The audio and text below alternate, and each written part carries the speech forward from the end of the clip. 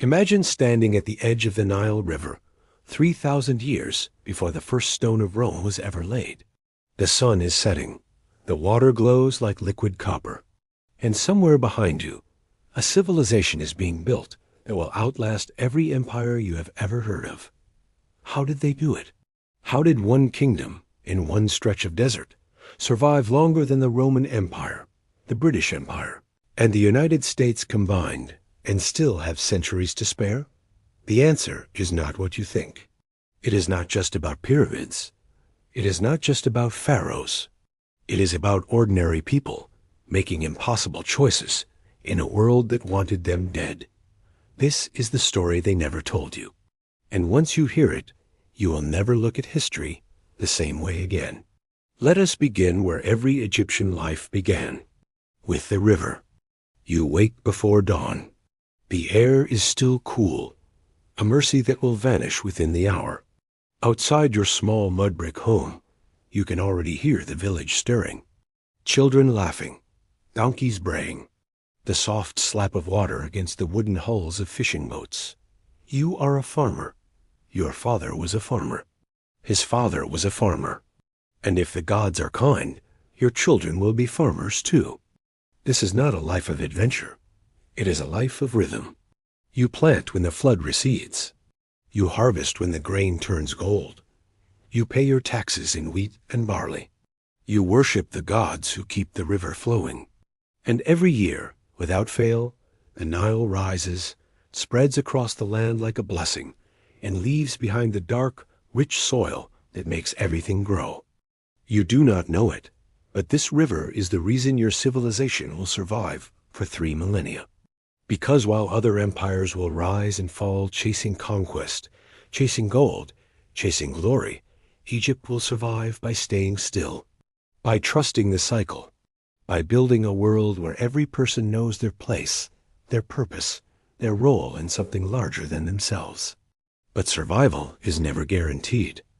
And the first cracks always appear when no one is looking. It starts with the river. One year, the flood comes late. Just a few weeks. Nothing to worry about, the elders say. The gods are testing us. They have tested us before. But then the next year, the flood comes even later, and weaker. The water barely reaches the outer fields. The soil that should be black and rich is pale and dry. The crops that should stand tall and golden are thin and brittle. You tell yourself it will pass. These things always pass. But in the villages upstream, people are already hungry. And hungry people do desperate things. The first refugees arrive at your village in the middle of the night. Families with hollow eyes and trembling children. They have walked for days. They have nothing. They beg for food, for shelter, for anything. Your village takes them in. Of course you do. This is what Egyptians do. The river provides, and those who have must share with those who have not. But the river is not providing anymore. And soon your own stores begin to run low. This is the moment that breaks most civilizations. The moment when scarcity turns neighbors into enemies.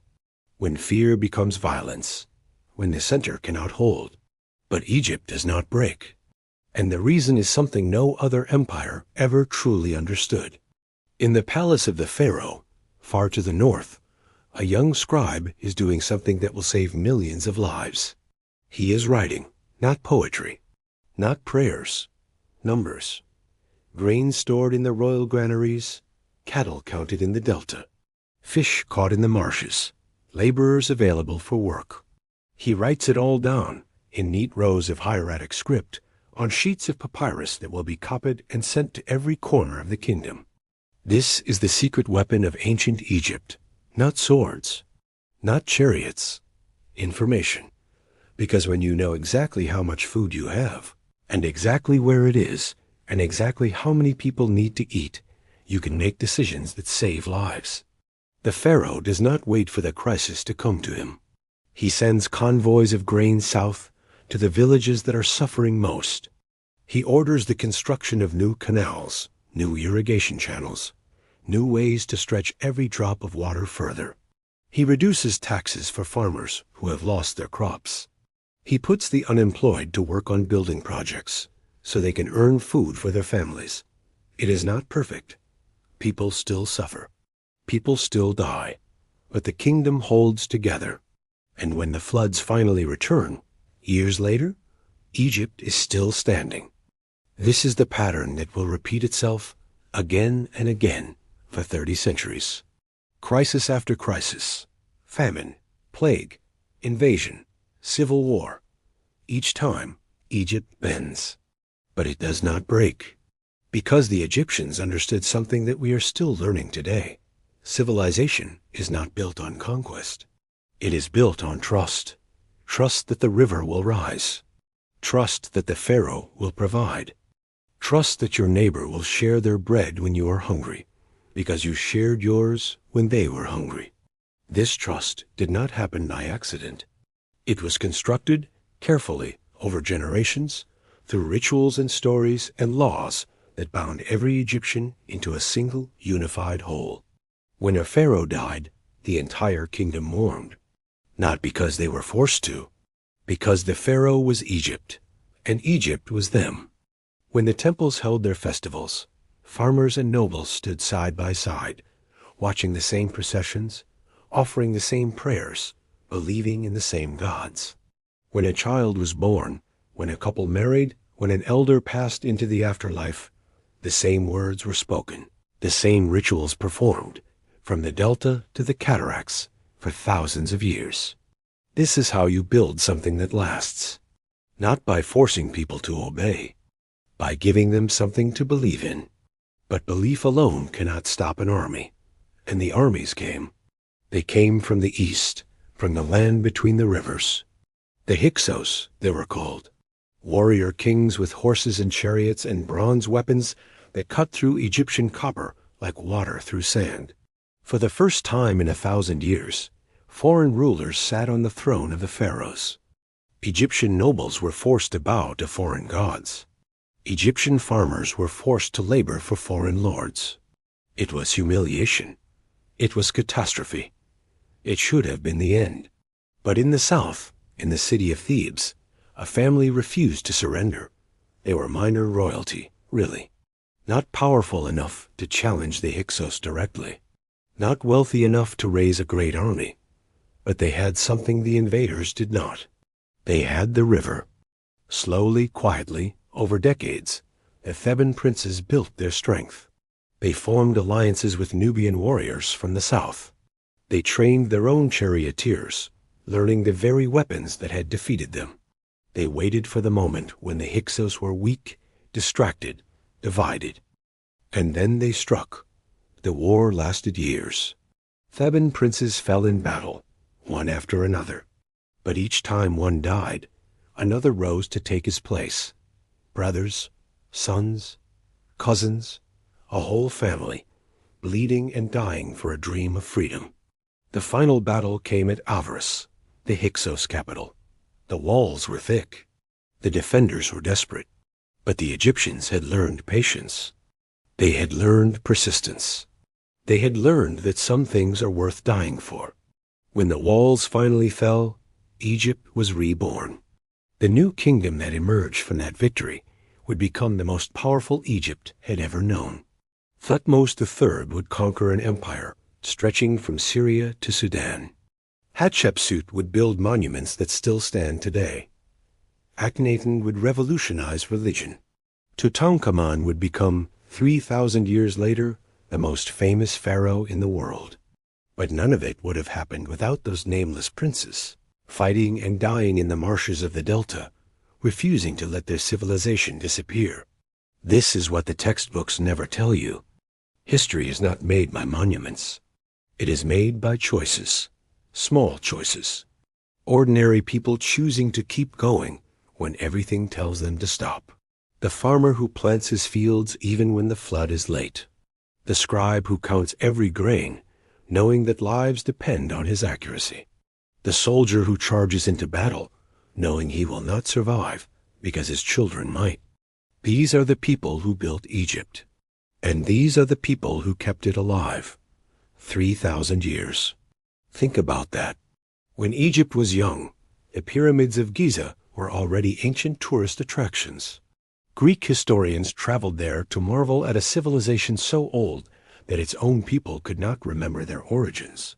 When Egypt finally fell, when Cleopatra closed her eyes for the last time, and Rome swallowed the last independent kingdom of the pharaohs, the world lost something that could never be replaced. Not just temples and treasures, not just art and architecture. A way of being.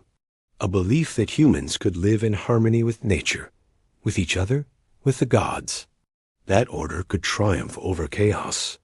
That tomorrow would come, and it would be worth seeing. We still dig through their sand, searching for their secrets.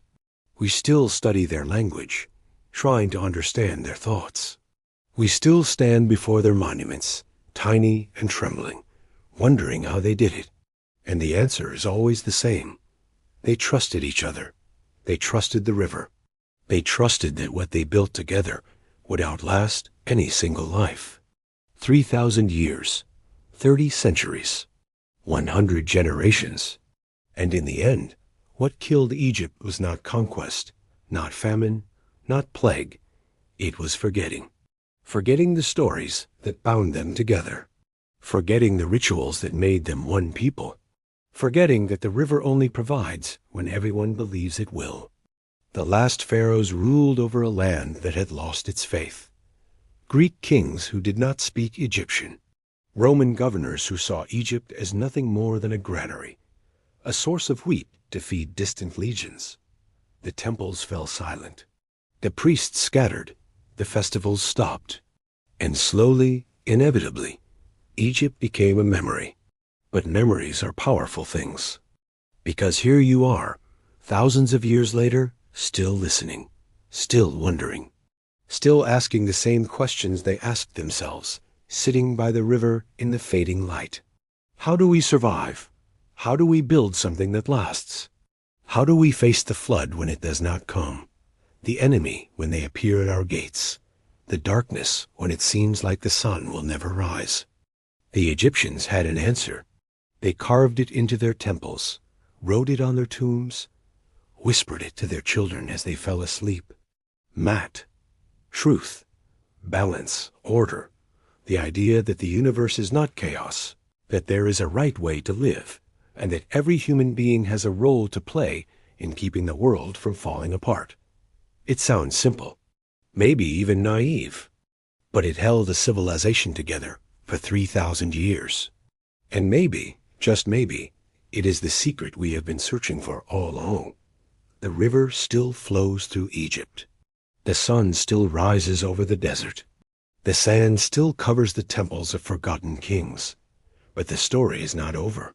Because as long as someone remembers, as long as someone tells the tale, as long as someone stands at the edge of the water and wonders what it was like to live in a world where tomorrow was promised, and the gods walked among the living, Egypt survives. 30 centuries of hope and fear and love and loss. 30 centuries of ordinary people doing extraordinary things. And all of it, every moment, still waiting in the sand. For someone to dig it up. For someone to remember. For someone like you